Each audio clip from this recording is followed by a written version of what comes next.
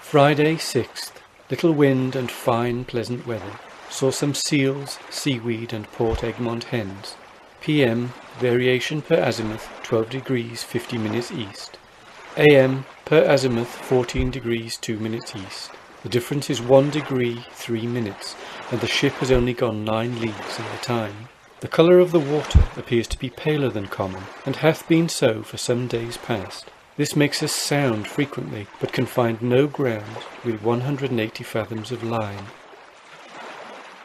Saturday 7th. Gentle breezes and settled weather. At 2 p.m. saw land from the masthead bearing west by north, which we stood directly for, and could but just see to it of the deck at sunset. At midnight brought to and sounded, but had no ground with 170 fathoms. At daylight made sail in for the land. At noon it bore from southwest to northwest by north, distant 8 leagues. Sunday 8th. Gentle breezes and clear weather. At 5 p.m, seeing the opening of a bay that appeared to run pretty far inland, hauled our wind and stood in for it. But as soon as night came on, we kept plying on and off until daylight, when we found ourselves to leeward of the bay, the wind being at north. By noon we fetched in with the southwest point, but not being able to weather it, we tacked and stood off. We saw in the bay several canoes, people upon the shore, and some houses in the country. The land on the sea coast is high with steep cliffs, and back inland are very high mountains. The face of the country is of a hilly surface, and appears to be clothed with wood and verdure.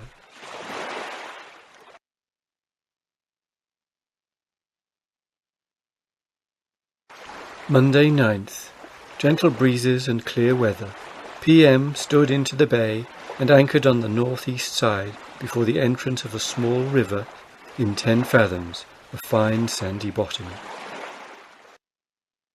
After this I went ashore with a party of men in the pinnace and yawl, accompanied by Mr. Banks and Dr. Solander. We landed abreast of the ship and on the east side of the river just mentioned. But seeing some of the natives on the other side of the river, of whom I was desirous of speaking with, and finding that we could not ford the river, I ordered the yawl in to carry us over, and the pinnace to lay at the entrance. In the meantime the Indians made off. However, we went as far as their huts, which lay about 200 or 300 yards from the water side, leaving 4 boys to take care of the yawl, which we had no sooner left than 4 men came out of the woods on the other side of the river, and would certainly have cut her off had not the people in the pinnace discovered them and called to her to drop down the stream, which they did, being closely pursued by the Indians. The coxswain of the pinnace, who had the charge of the boats, seeing this, fired 2 muskets over their heads. The first made them stop and look round them, but the second they took no notice of, upon which a third was fired and killed one of them upon the spot, just as he was going to dart his spear at the boat. At this the other 3 stood motionless for a minute or 2, seemingly quite surprised, wondering no doubt what it was that had thus killed their comrade. But as soon as they recovered themselves, they made off, dragging the dead body a little way, and then left it. Upon our hearing the report of the muskets, we immediately repaired to the boats, and after viewing the dead body, we returned on board. In the morning, seeing a number of natives at the same place where we saw them last night, I went on shore with the boats, manned and armed, and landed on the opposite side of the river. Mr. Banks, Dr. Solander, and myself only landed at first, and went to the side of the river, the natives being got together on the opposite side. We called to them in the George's Island language, but they answered us by flourishing their weapons over their heads and dancing, as we supposed, the war dance. Upon this we retired until the marines were landed, which I ordered to be drawn up about 200 yards behind us. We went again to the riverside, having Tupia, Mr. Green, and Dr. Monkhouse along with us. Tupia spoke to them in his own language, and it was an agreeable surprise to us to find that they perfectly understood him. After some little conversation had passed, one of them swam over to us, and after him 20 or 30 more. These last brought their arms, which the first man did not. We made them every one presents, but this did not satisfy them. They wanted everything we had about us, particularly our arms, and made several attempts to snatch them out of our hands. Tupia told us several times, as soon as they came over, to take care of ourselves, for they were not our friends, and this we very soon found, for one of them snatched Mr. Green's hanger from him, and he would not give it up. This encouraged the rest to be more insolent, and seeing others coming over to join them, I'd ordered the man who had taken the hanger to be fired at, which was accordingly done, and wounded in such a manner that he died soon after. Upon the first fire, which was only 2 muskets, the others retired to a rock which lay near by in the middle of the river, but on seeing the man fall, they returned, probably to carry him off, or his arms, the last of which they accomplished, and this we could not prevent unless we had run our bayonets into them, for upon their returning from off the rock, we had discharged off our pieces, which were loaded with small shot, and wounded 3 more. But these got over the river, and were carried off by the others, who now thought proper to retire. Finding nothing was to be done with the people on this side, and the water in the river being salt, I embarked, with an intent to row round the head of the bay in search of fresh water, and if possible to surprise some of the natives and to take them on board, and by good treatment and presents endeavour to gain their friendship with this view. Tuesday 10th p.m. I rowed round the head of the bay, but could find no place to land on account of the great surf which beat everywhere upon the shore. Seeing 2 boats or canoes coming in from sea, I rowed to one of them in order to seize upon the people, and came so near before they took notice of us that Tupia called to them to come alongside, and we would not hurt them. But instead of doing this, they endeavoured to get away, upon which I ordered a musket to be fired over their heads, thinking this would either make them surrender or jump overboard.